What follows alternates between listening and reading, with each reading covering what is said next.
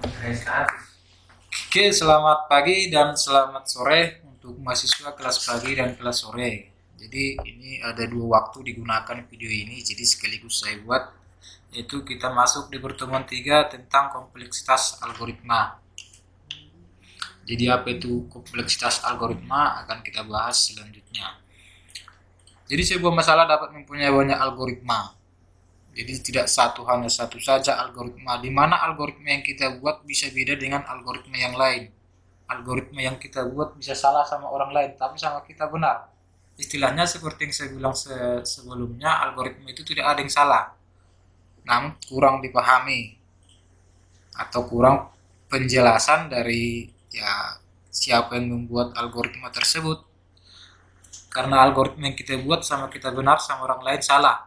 Nah, karena kita memahami apa maksud dan tujuan dari algoritma tersebut. Nah, itu. Jadi itu dilihat dari sebuah kemangkusan. Kemangkusan algoritma diukur dari waktu, eksekusi algoritma, dan kebutuhan ruang atau space, yaitu penggunaan memori. Nah, jadi mengapa kita itu memerlukan algoritma yang mangkus? Mangkus itu efisien. Nah, coba lihat grafik, ada X, sumbu X dan sumbu Y. Ada beberapa nilai perpangkatan kali N. Nah, itu dalam mengukur berapa detik, berapa menit untuk menghitung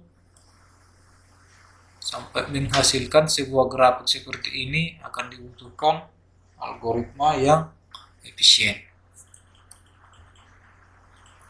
Jadi model perhitungan, jadi menghitung kebutuhan waktu algoritma dengan mengukur waktu, sesungguhnya algoritma dieksekusi oleh komputer bukan cara yang tepat. Nah, alasannya seperti ini. Satu, setiap komputer dengan arsitektur berbeda mempunyai bahasa mesin yang berbeda. Nah, jadi waktu setiap operasi antara satu komputer dengan komputer lain tidak sama. Itu artinya, baru yang kedua, compiler bahasa pemrograman yang berbeda menghasilkan kode mesin yang berbeda. Nah, compiler ya, dari semester 1 pun apa itu compiler seharusnya udah dipahami lah tanpa saya jelaskan lagi. Compile, nah itu kalau di Pascal dulu compile dulu baru run katanya, itu ada itu sering. Nah, jadi yang berbeda menghasilkan kode mesin yang berbeda. Jadi waktu setiap operasi antara compiler dengan compiler lain tidak sama, itu ya. Nah, ada model abstrak pengukuran waktu atau ruang harus independen dari pertimbangan mesin dan compiler apapun.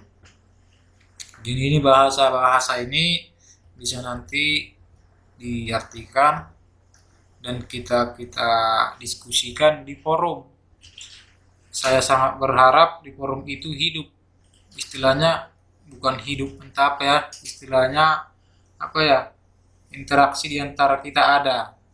Jangan hanya selamat pagi Pak, baik Pak.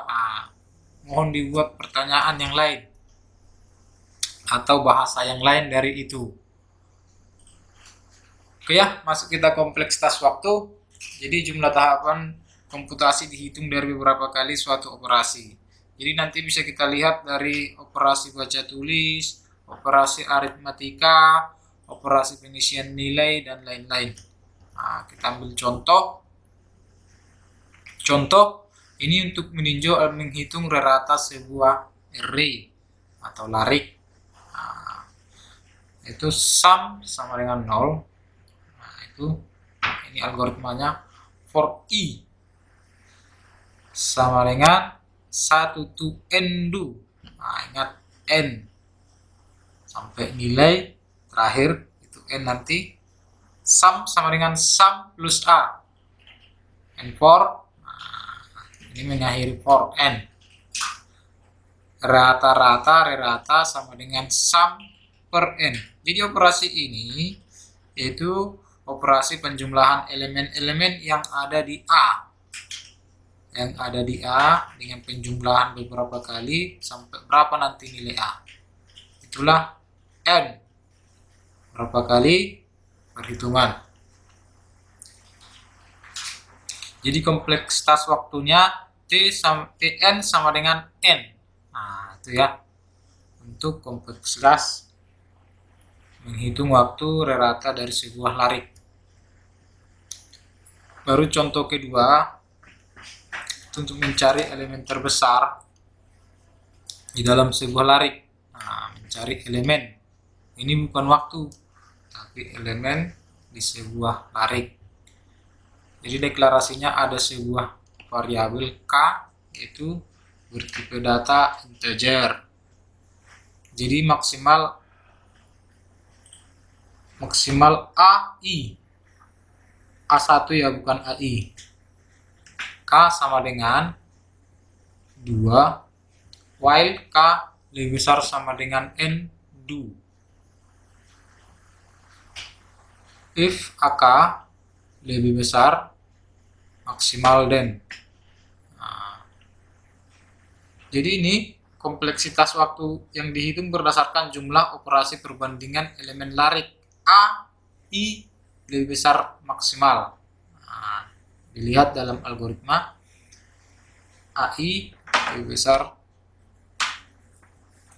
maksimal. Oke, kita lanjut ke contoh yang sequential search. Nah, ada algoritmanya, itu variabelnya juga K, baru ada ketemu boolean ya, bernilai seperti stop saklar lampu 10. Nah, itu biasanya itu boolean. Biar langsung bisa diingat ya, di rumah ada saklar lampu, itu boolean itu 10 atau salah dan benar. Jadi K sama dengan 1, ketemu, ada jika dia ketemu maka false atau selesai, atau prosesnya siap. While K lebih kecil sama dengan N not ketemu do. Nah, sampai if else sampai N if. Nah, sampai tidak ditemukan. Baru proses suatu algoritma selesai. Baru saya membahas di contoh yang lain. Ada di sini contoh sebagai latihan juga, yaitu hitung kompleksitas algoritma berikut berdasarkan jumlah operasi kali, yaitu X sama dengan X kali I. Itu yang dilihat. Yang di bawah for I sama dengan 17, itu X sama dengan X kali I. Coba dibuat seperti yang ditampilkan tadi, operasi perhitungan dari algoritma